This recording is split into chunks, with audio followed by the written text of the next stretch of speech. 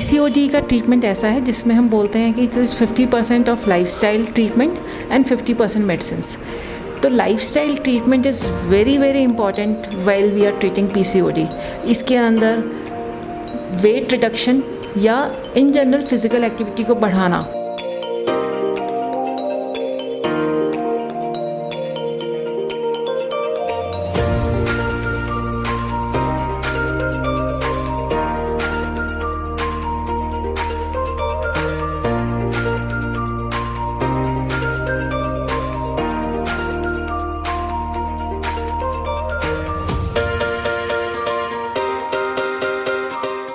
दर्शकों, Punjab plus channel पे आपका स्वागत है।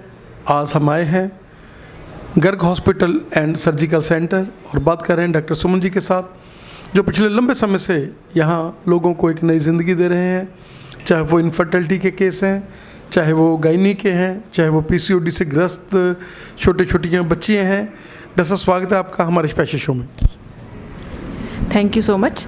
एंड मेरे ख्याल से ये मेरे लिए एक उपलब्धि वाली चीज़ होती है कि आप आके इंटरव्यू ले रहे हैं हमारा। डॉक्टर साहब, क्या कहना चाहेंगे कि आज का सिनेरियो, जिसमें जब हमने पहले भी इंटरव्यू की थी आज से 3 साल पहले, तब का और अब का सिनेरियो बहुत ज़्यादा चेंज और हो चुका है, क्योंकि दिन ब दिन लोग जंक फूड्स और गैजेट्स, बीच में कोरोना, बहुत ही ज़्यादा जो है लोग हो गए हैं कि हमने घर पे ही रहना है।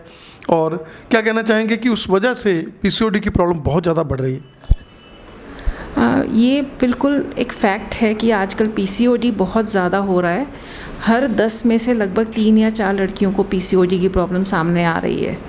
उसकी वजह, जैसा आपने मेंशन किया, गैजेट्स के साथ बैठे रहना, फिज़िकल एक्टिविटी ना होना, जंक फूड और डाइट में हमारे वैसे भी जैसे पेस्टिसाइड्स और केमिकल्स होते हैं, हम टिन्ड फूड खाते हैं तो उसमें जो केमिकल्स होते हैं वो बॉडी को कहीं ना कहीं हार्म करते हैं। प्लस स्ट्रेस लेवल्स आजकल बहुत बढ़ गए हैं, चाहे वो एजुकेशन से रिलेटेड है, अपनी फिज़ीक से रिलेटेड है, या बच्चों के टीनेज के जैसे हम बोलते हैं उनकी अपनी अलग ही इश्यूज़ हैं। तो आजकल जो स्ट्रेस लेवल बढ़ गया, उन सब से रिलेटेड पीसीओडी का जो प्रॉब्लम है, it is very very common now. तो आजकल हम देखते हैं कि लड़कियों को बहुत परेशान रहने लग गया उसकी वजह से। प्लस ओबेसिटी, जो एक मोटापा बढ़ता जा रहा है, वो डेफिनेटली पीसीओडी का इंसिडेंस बढ़ाता है।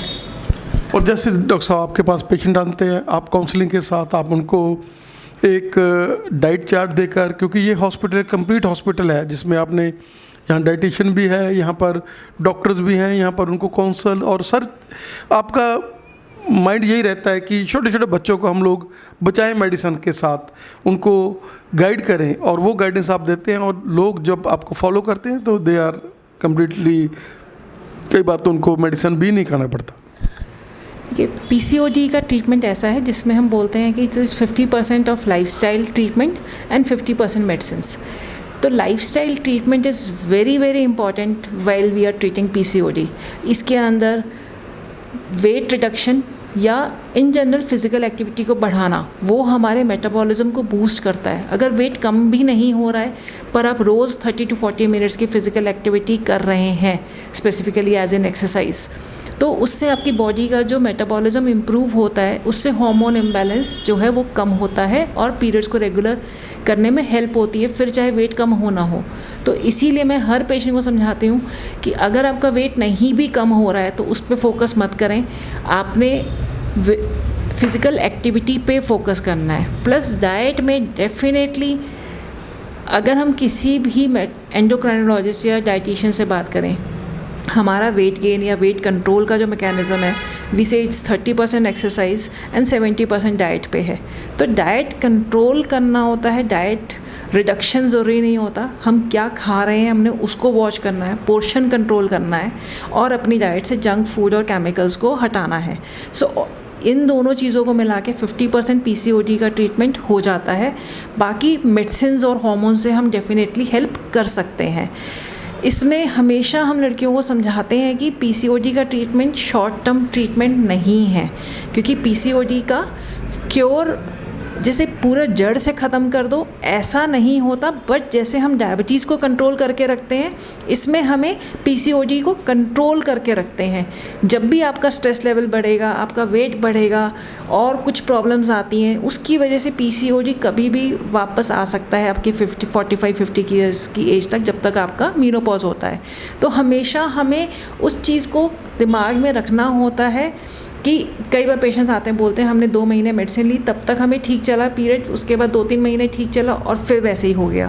तो वो वापस वैसा ना हो, उसके लिए lifestyle is again very very important. और साथ में एक मेंटेनेंस डोज हम पेशेंट्स को समझा देते हैं कि जब भी ऐसा होगा तो आपने ये चीज़ ऐसे ऐसे मैनेज करनी है, नहीं तो आके एक रेगुलर फॉलोअप में रहना है। जैसा ये हॉस्पिटल जो एक लेप्रोस्कोपिक सर्जरी के लिए भी मशहूर है, जिसमें अल्ट्रासाउंड इन हाउस हैं, क्या कहना चाहेंगे कि जो सिंपल प्रोसीजर्स हैं, कोई सिस्ट्स है, कोई सिंपल प्रोसीजर्स हैं जिसमें सर्जरी की बड़ी की ज़रूरत नहीं पड़ती, तो वो लोग यहाँ पर आप करते हैं। और यही कारण है कि ये फर्टिलिटी का भी केंद्र बन चुका है। आप लोग जैसे इनफर्टाइल कपल्स आते हैं आपके पास, आप उनको काउंसल करते हैं, आप और डॉक्टर साहब दोनों, क्योंकि मेल और फीमेल, जब मेल से बात करता है, फीमेल से बात करती है, तो उनको थोड़ा ईज़ रहता है। और ये जो हॉस्पिटल है जिसमें बहुत सारे लोग काउंसलिंग के साथ ही, क्योंकि आप जब उनको एक राय देते हैं, उनका प्रेशर कम करते हैं, उनकी बातचीत सुनते हैं, कई बार तो बहुत ही सिंपल रीजंस होते हैं जिनकी वजह से, कई बार थायराइड की वजह से, कई बार सिंपल पीसीओडी के वजह से, और कई बार कोई ट्यूबरकुलोसिस की वजह से, कोई ना कोई कारण, जैसा भी कारण होता है वो आप ढूंढकर उसको आप रिलीज़ करते हैं और उसको जो है कंसीव कर जाते हैं। पीसीओडी अगेन आजकल एक मेजर रीज़न बन चुका है इनफर्टिलिटी के लिए। पहली चीज़, इनफर्टिलिटी अपने आप में एक बहुत ब्रॉड टर्म है। इनफर्टिलिटी वैसे हम डिफ़ाइन करते हैं कि कोई कपल जब साथ में रह रहा है शादी के बाद और प्रेगनेंसी के लिए ट्राई कर रहे हैं और 12 महीने के अंदर प्रेगनेंसी नहीं हो रही ट्राई करने के बाद, तब हम उसको इनफर्टिलिटी की डेफिनेशन में इंक्लूड करते हैं, पहली चीज़।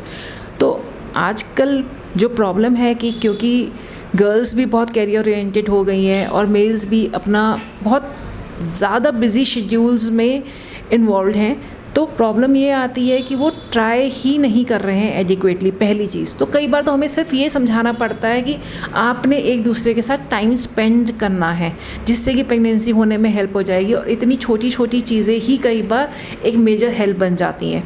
बाकी पीसीओडी को कंट्रोल करना है या टेस्ट होते हैं, पहले अल्ट्रासाउंड होते हैं, हस्बैंड के टेस्ट होते हैं, क्योंकि male infertility is also becoming very common. As in अगर कोई भी कपल आता है, हम आज की डेट में ये नहीं करते कि सिर्फ फीमेल का टेस्ट करना है, मेल का टेस्ट करना इक्वली इंपॉर्टेंट है, क्योंकि 30 to 40 रीजन, मतलब 10 में से कम 3 या 4 कपल्स में मेल प्रॉब्लम मिलती है।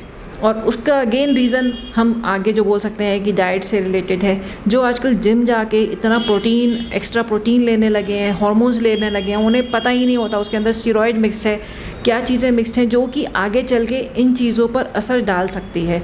तो हमें इन सब चीज़ों के लिए उनको अवेयर करना पड़ता है। प्लस जो मेडिसिन ओवर द काउंटर ख़रीद के लेते रहते हैं, उन सब चीज़ों के साइड इफ़ेक्ट्स जब हम आगे प्रेगनेंसी के लिए प्लान करते हैं, तब ये सब चीज़ें देखने को मिलती है। तो प्रेगनेंसी होने के लिए जो इवैल्यूएशन है वो एक ब्रॉड होता है। हमेशा हमारी कोशिश होती है एक पेशेंट को पहले समझाना कि प्रेगनेंसी के लिए नॉर्मल हमें क्या क्या चीज़ों की रिक्वायरमेंट होती है, एक मॉडल दिखा के उनको प्रेगनेंसी का होने का मैकेनिज़्म समझाना। इसलिए हमें इन टेस्ट की ज़रूरत है, जैसे कि ट्यूब टेस्ट की ज़रूरत क्यों है। अगर हम किसी को ये समझा ही नहीं पाएंगे, फैलोपियन ट्यूब में ही पहले एग और स्पर्म मीट करते हैं, फर्टिलाइजेशन होती है और फिर जो भ्रूण बनना शुरू होता है वो जाके यूट्रस में चिपकता है या इम्प्लांटेशन होती है, तब तक उसको ट्यूब टेस्ट की इम्पोर्टेंस समझ में नहीं आती है। हमारी कंट्री में इतने ज़्यादा मिथ्स हैं चीज़ों के अराउंड कि लोगों ने दिमाग में डाला हुआ है ट्यूब टेस्ट नहीं करवाना है, ट्यूब टेस्ट करवाते हैं तो किसी की ट्यूब नहीं भी ब्लॉक है तो ब्लॉक हो जाएगी। अब उस पेशेंट को हमें ये चीज़ दिमाग में डालना कि नहीं, ऐसा नहीं है और इस ट्यूब टेस्ट की इम्पॉर्टेंस है। हम 50% टाइम अपनी कंसल्टेशन में से इन्हीं चीज़ों को कि उनके भ्रम दूर करने के लिए निकालना पड़ता है, which is I would say the most important thing जो हम करते हैं। और फिर उसके बाद आगे टेस्ट और ट्रीटमेंट चलता है।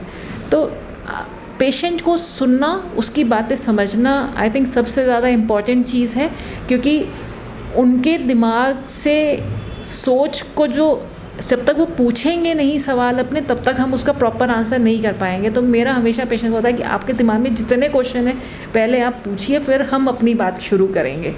तो कोशिश रहती है कि हर पेशेंट की पूरी तसल्ली हो सके, क्योंकि इनफर्टिलिटी का ट्रीटमेंट कई बार ऐसा नहीं है कि हम कहें कि हमेशा बहुत सिंपल होता है। कई बार सिंपल हो सकता है, बट कई बार वो बहुत लंबा और IVF तक भी पहुंचता है। और IVF में भी 100% नहीं है, बट आजकल वैसे 50 to 80% तक सक्सेस रेट्स मिलते हैं, जो कि बहुत अच्छे हैं आज की डेट के लिए। जैसे ये हॉस्पिटल केवल कंसीविंग ही नहीं, उसके बाद उसको एक, क्योंकि प्रीशियस आजकल प्रेगनेंसीज हैं, उनको मकाम तक लेकर जाना, और वो जो प्रेशर मंथ्स है 9 मंथ, जिसमें डॉक्टर हमेशा उनके साथ, अपने पेशेंट के साथ एक फैमिली रिलेशन की तरह रात को भी फ़ोन करते हैं। हालांकि एक बार डॉक्टर साहब भी कह देते हैं अरे छोड़, नहीं, आप लोग फिर भी रात को भी फ़ोन उठाते हैं उन पेशेंट्स को जो आपने जिनको आपके साथ अटैच हुए हैं, और उनको जब तक प्रेगनेंसी होती है और वो अपना बेबी घर ले जाते हैं।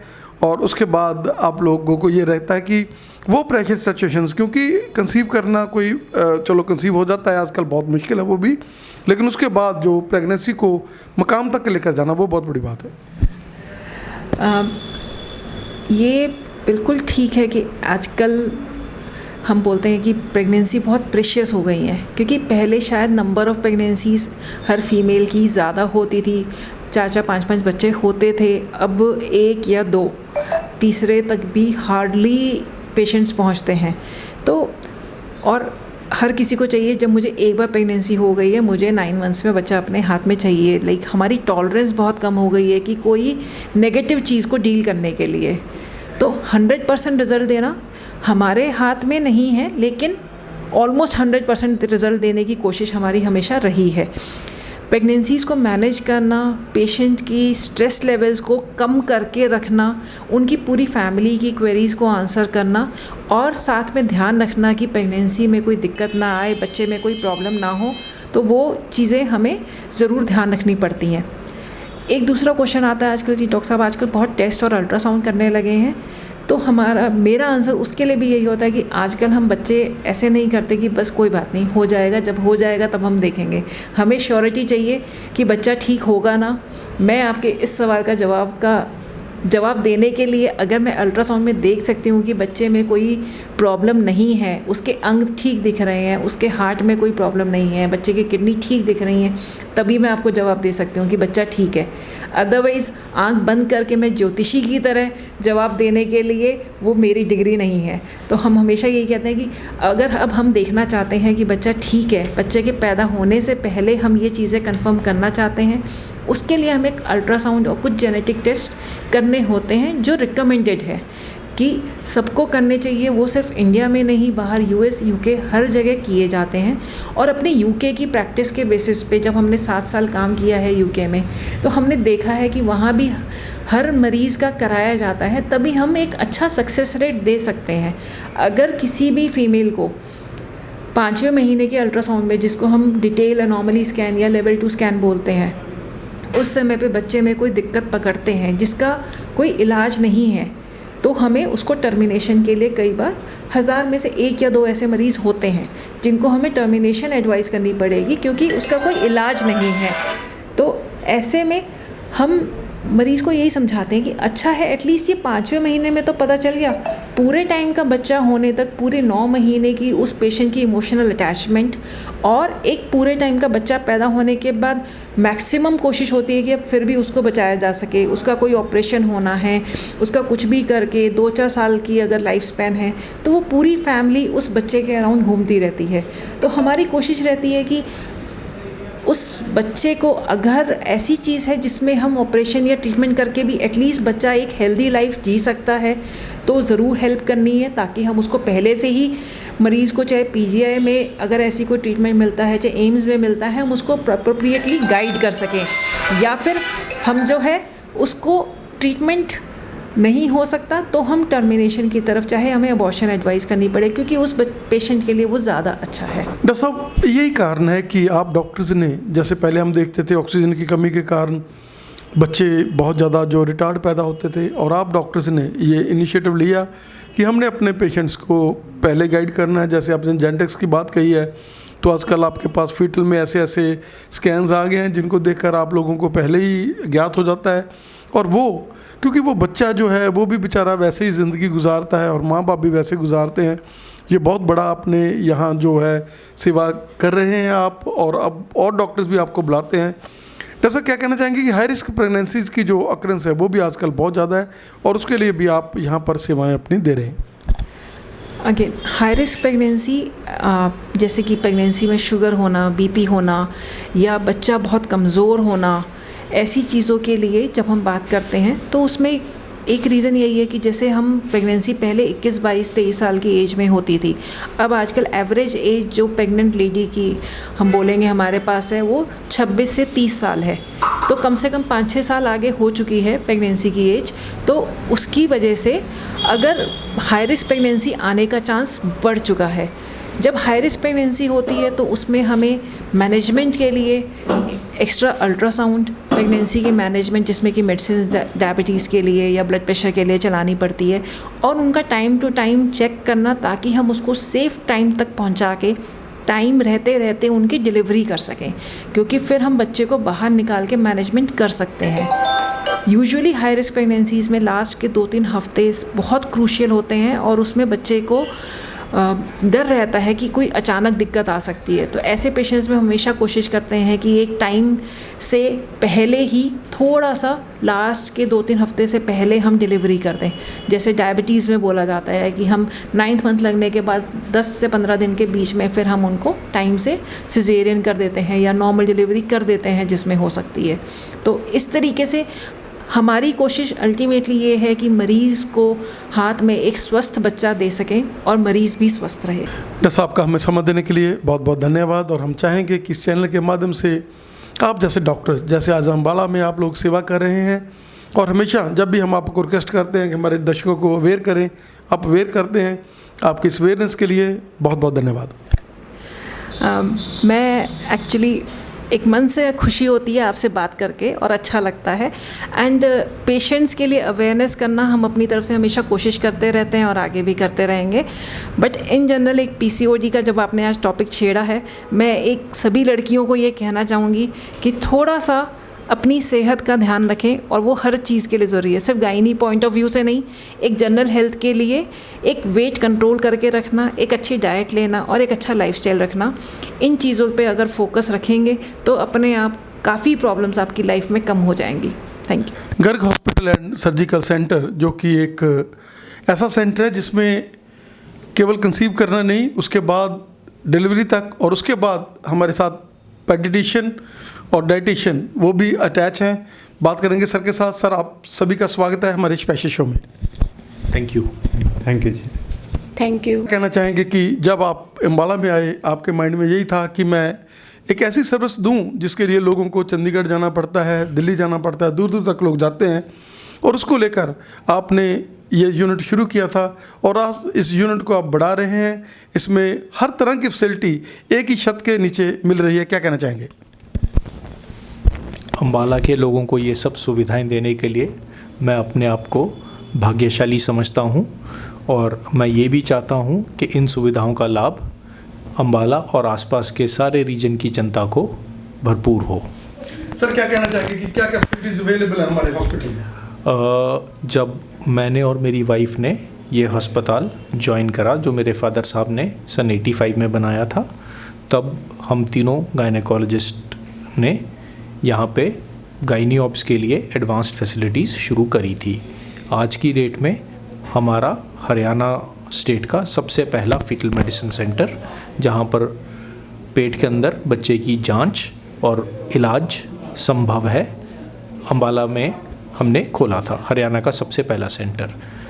क्योंकि हम तीनों गायनेकोलॉजिस्ट हैं तो हमें कोई भी हाई रिस्क प्रेगनेंसी और मुश्किल डिलीवरी या मुश्किल सिजेरियन करने में कोई दिक्कत नहीं, क्योंकि हमें एक दूसरे का सपोर्ट मिलता है। अब हमारे साथ पीडियाट्रिशियन और डाइटिशियन भी अटैच्ड हैं, तो इसलिए अब हम माँ और बच्चे को बेहतर से बेहतर सुविधा दे सकते हैं। डॉक्टर साहब, फीटल का जो लोगों को पहले अवेयरनेस नहीं थी, लेकिन आजकल लोग बहुत अवेयर हो चुके हैं। पहले हम देखते थे 7 माहे बच्चे, 8 माहे बच्चे, और जो प्री मैच्योर बच्चे होते थे रिटायर्ड होते थे, बहुत ज़्यादा ये दर बढ़ रही थी। लेकिन आजकल आपने जो, जैसे आपने फीटल की बात कही है, तो पहले ही आप लोग उसको जज कर लेते हैं और उसका पेशेंट का इलाज हो सकता है, तो वो अंदर ही इलाज हो जाता है। क्या कहना चाहेंगे? इलाज सिर्फ अंदर ही नहीं, ये पूरा एक प्रोसेस है जिसमें हमें पूरी टीम चाहिए, जिसमें पीडियाट्रिशियन, गायनेकोलॉजिस्ट, अल्ट्रासाउंड करने वाले डॉक्टर साहब, इन जनरल जो फीटल मेडिसिन के 3-4 कंपोनेंट्स हैं, जेनेटिक्स, इन सब का पूरा योगदान एक ही मरीज़ के ऊपर होना चाहिए, तभी हम मरीज़ को अच्छे से अच्छी आउटकम दे सकते हैं। कुछ ऐसी बीमारियां हैं जैसे प्रीमेच्योर डिलीवरी, इसमें हम ये चाहेंगे कि डिलीवरी से पहले हम बच्चे की जो तैयारी करते हैं वो कर लें, लेकिन उसके बाद बच्चे को बच्चों वाले डॉक्टर साहब ही संभालते हैं, पीडियाट्रिशियन। और इसमें मरीज़ की डाइट का भी काफ़ी फ़र्क पड़ता है कि अगर डाइट अच्छी है तो शायद प्रीमेच्योर डिलीवरी हफ़्ता 2 हफ़्ते आगे चली जाए, जिससे काफ़ी फ़र्क बच्चे की कंडीशन पे पड़ जाता है।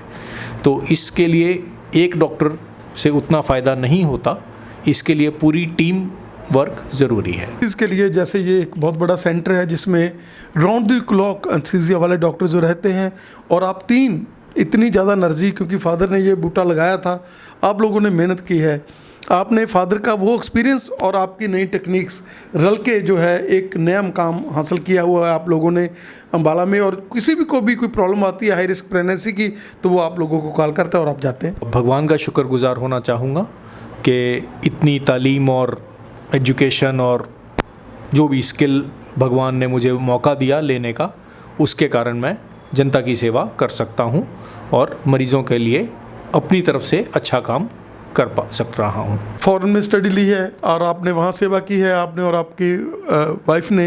क्या कहना चाहेंगे कि वो चकाचौंध ज़िंदगी में भी आप लोग रह सकते थे, लेकिन फादर का ये था कि नहीं, हमने अपनी नेटिव लैंड को कुछ देना है, और उसको लेकर उन्होंने आपको यहाँ पर रखा। क्योंकि लोग कहते हैं अरे यार तुम अम्बाला में, अरे नहीं नहीं नहीं, तुम इतने बड़े डॉक्टर्स और इतनी वहाँ पर आपका बढ़िया मुकाम था, लेकिन फिर भी आपने अपने पापा को फॉलो किया और आप दोनों ने यहाँ सेवा की।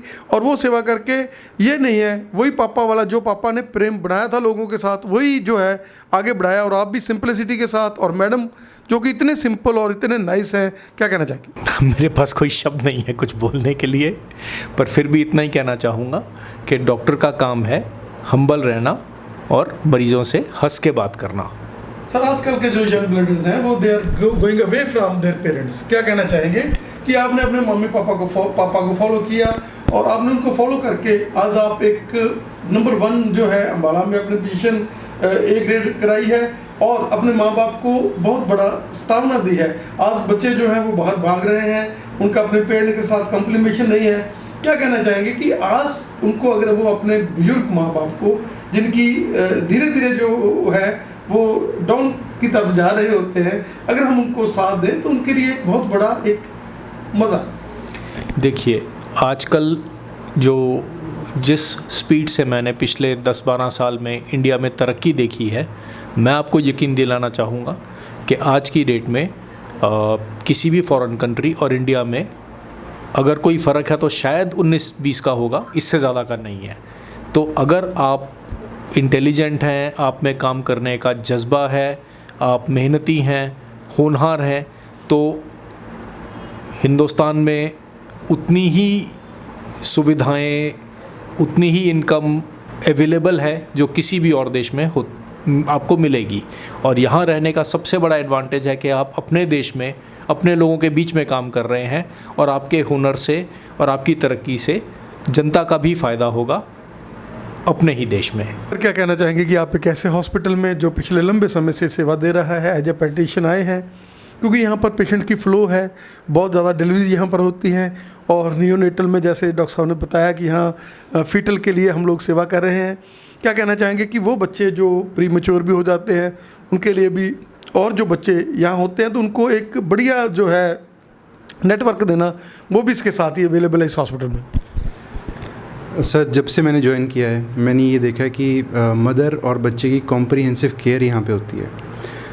मदर की केयर के साथ मदर तभी खुश रहती है जब बच्चा भी हमारा बिल्कुल ठीक हो, और बच्चा तभी खुश रहता है अगर मदर भी ठीक हो। तो जैसे प्री मैच्योर बच्चे या फिर जो प्रेगनेंसी जिसमें बच्चे को कोई ना कोई प्रॉब्लम हो सकती है, वो भी इधर अच्छे से हम मैनेज कर लेते हैं। अगर कोई पहले जो प्री मैच्योर बच्चे को हमें रेफ़र करना पड़ता था दूर दूर जगह, चंडीगढ़, दिल्ली, वो हम इधर ही मैनेज करने की कोशिश करते हैं और जितना हो सकता है हम सक्सेसफुल भी हो जाते हैं। डॉक्टर क्या कहना चाहेंगे? एक तो ऑन कॉल हम डॉक्टर को बुलाते हैं और एक डॉक्टर इन्होंने अपने साथ ही आप लोग अटैच हैं, और जब बच्चा होना होता है तब आप लोग वहाँ होते हैं साथ में कि नहीं हम लोग हैं, तो वो एक सोने पे सुहागे वाली बात है। और इस हॉस्पिटल में जो बच्चे होते हैं फिर वो भगवान की दया भी है। और डॉक्टर साहब ने जैसे बोला कि इंडिया का कंट्री है हमारा, और इसमें इन दोनों ने इतने बड़े डॉक्टर्स ने आकर सेवा शुरू की और वो सेवा आज पूरी तरह से आगे बढ़ रही है और नई नई ब्रांचेज आ रही है। बिल्कुल सर, जो अवेलेबिलिटी है डॉक्टर्स की, जैसे एक पीडियाट्रिशियन जैसे मैं अवेलेबल हूँ, तो हम जब बोलते हैं जब डिलीवरी होती है गोल्डन मिनट होता है। गोल्डन मिनट मतलब फर्स्ट मिनट ऑफ लाइफ, जिसमें आप छोटी सी इंटरवेंशन करते हैं तो बच्चे में बहुत इफेक्ट आ सकता है। वहीं अगर ये चीज़ लेट हो जाए तो बच्चे में दिमागी दिक्कत, ऐसी चीज़ें हो सकती हैं। तो अगर इतनी जल्दी इंटरवेंशन हो जाए तो ये बच्चे में बहुत अच्छी आउटकम निकलती है, बच्चे को कोई भी दिक्कत नहीं होती। वहीं अगर हम लेट हो जाएं तो बच्चे को बहुत प्रॉब्लम हो सकती है। तो ऐसी कम्प्रिहेंसिव केयर मेरे हिसाब से और इतनी जल्दी केयर और अभी इंस्टीट्यूट्स नहीं दे पा रहे, बट अम्बाला में हमने ये स्टार्ट करके एक पहल की है और हम चाहते हैं कि हम ये चीज़ और भी बढ़ाएं और पेरिफेरल एरियाज़ तक भी पहुँचाएँ। अभी हम बात कर रहे हैं यहाँ के डाइटिशियन ज्योति राणा जी के साथ। ज्योति जी, स्वागत है आपका हमारे स्पेशल शो में। Thank you sir. Jyoti ji, क्या कहना चाहेंगे कि आपने कहाँ से अपनी डिग्री ली और कैसे आप इस सबसे बड़ा जो आज का कंपोनेंट है वो है डाइट, क्योंकि हम देखते हैं कि फूड चेन्स बहुत ज़्यादा खुल रही हैं, आपने वही चीज़ प्रेफर की जिसके लिए आजकल लोगों को खाने का और डाइट का बहुत ज़्यादा शौक़ है, और आपने एज ए डाइटिशियन अपनी सेवाएं शुरू की। कहाँ से आपने डिग्री की और कैसे आप इस फील्ड में आए?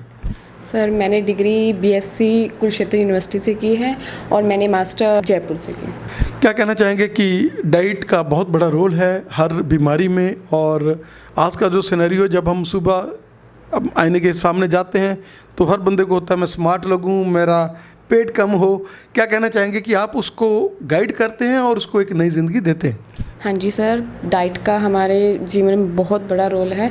डाइट से हम डायबिटिक, थायराइड और पीसीओडी कंट्रोल कर सकते हैं। डॉक्टर क्या कहना चाहेंगे कि आज का जैसे सिनेरियो है जिसमें लोग जंक फूड ज़्यादा खा रहे हैं और घर का खाना, वही मक्खन, वही मलाई, वही पुराना वाला जो सिस्टम था उसको भूलकर आजकल ब्रेड वाले जो चीज़ें हैं, पिज़्ज़ा, बर्गर, वो चीज़ें ज़्यादा खा रहे हैं। क्या कहना चाहेंगे कि जो भी पेशेंट आपके पास आते हैं उनको आप गाइड करते हैं कि आपने वही पुरानी रोटी, वही चीज़ें हैं जो मक्खन है, लस्सी है, दही है, वो आपने खाना है और आपने ठीक होना? हाँ जी सर, हम बोलते हैं पेशेंट को लस्सी भी आप पी सकते हो, दही भी खा सकते हो और मक्खन भी, पर हम डाइट से आपका वेट कम कर सकते हैं। जैसा आपको मानते हैं लोग कि आप वो डाइटिशियन है जो भूखे नहीं रखती, क्या कहना चाहेंगे कि आप उनको कहते हो खाओ भी लेकिन खाना मेरे ढंग से है, आपने अपना पेट भूखा नहीं रखना? हम भूखा नहीं रखेंगे सर, हम डाइट को कंट्रोल करके रखेंगे। हम पोर्शन में डाइट को पेशेंट को देंगे, मतलब उसको चेंज करेंगे कि क्या उसने खाना है। और मतलब ये नहीं है कि बंदा कहे यार मार दिया भूखे, आप कहते कभी परोठा भी खा लो, कोई बात नहीं, कभी मीठे का दिल करता है मीठा भी खा लो, लेकिन आपने मेरे ढंग से खाना। हाँ जी, मॉर्निंग में आपको क्या करना है, एक्सरसाइज करनी है, वॉकिंग करनी है, सब कुछ। क्या कहते हैं कि आप उनको कहते हो कि अगर पसीना निकालोगे तो आप चाहे दूध भी पी लो, मतलब मैंगो शेक भी पी सकते हैं। अगर आपने काम तो करना नहीं है और आप कहते हैं हमने मैंगो शेक भी पीना है, हमने दूध भी पीना है, तो वो काम नहीं चलेगा। हाँ जी सर, मैंगो शेक आप पी सकते हो और मैंगो शेक के साथ आपको एक्सरसाइज भी, वॉक भी, सब कुछ करना। क्या कहना चाहेंगे कि आप इस हॉस्पिटल का पार्ट एंड पार्सल बने हुए, और आपको क्या कहना चाहेंगे इस हॉस्पिटल के बारे में? सर, मैं बहुत शुक्रगुजार हूँ मैम का और सर का, सच में बहुत अच्छा हॉस्पिटल है। पेशेंट के लिए एक वरदान है, मतलब जो गैनी वाले पेशेंट आते हैं या जो पेडियाट्रिशियन के लिए हम बात करें तो ये हॉस्पिटल सारे अल्ट्रासाउंड, फीटल के लिए कि सब में बेस्ट है सर, सब में बहुत अच्छा है। थैंक यू डॉक्टर साहब। Thank you sir.